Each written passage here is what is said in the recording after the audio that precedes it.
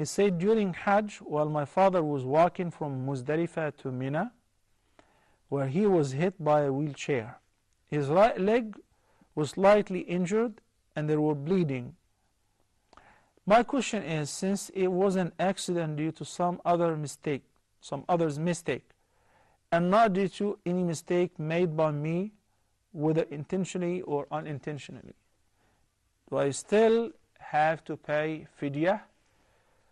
I don't understand, why do you think that you have to pay fidyah anyway, even if it was your mistake? Or even if somebody was injured and he bled. Bleeding does not violate any of the rules of ihram. Bleeding is not any of the mahdhurat or restricted acts during the state of ihram. So if somebody bled due to an injury or an accident, it has nothing to do with ihram. That does not affect the ihram at all. Please, the mahdhurat of the ihram are very few and easy to remember. Unfortunately, during this last Hajj, some women who had their menses had entered Mecca. They were coming from the direction of Medina, had entered Mecca without assuming the intention of ihram. Why? Because they were told that if you are not tahir, if you are in the menses, then you cannot do any of the manasik or rituals of Hajj or Umrah, including the ihram. They have fallen into a huge violation by skipping the wajib or assuming the intention of ihram from the proper miqat. So my advice to them and to those who give them the fatwa, number one, to them, do not seek the fatwa but from a knowledgeable person. And before going to such a sacred journey, you please seek the proper knowledge. It's available on YouTube, available on many websites, audio, video, in many languages. So you have no excuse.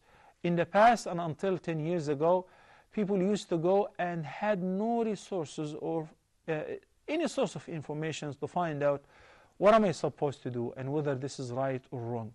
But now it has become very available for every person, even illiterate people. They can watch, they can hear and see the videos. So there is no excuse. And if you do anything like that, you've committed a violation. You skipped the miqat without making the intention of ihram, you owe a fidyah. And the fidyah, you have to slaughter a sheep to be distributed in Mecca amongst its poor people, and seek forgiveness from Allah subhanahu wa ta'ala for passing the miqat without making the niyyah.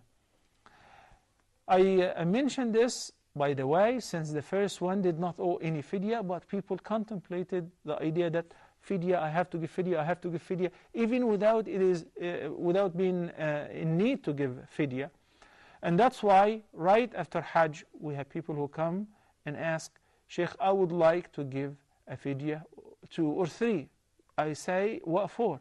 They say, just in case, which means I may have done something wrong or violated any of the ihram rules, and that's why I'm giving it just in case. No, that does not fit. It doesn't work this way.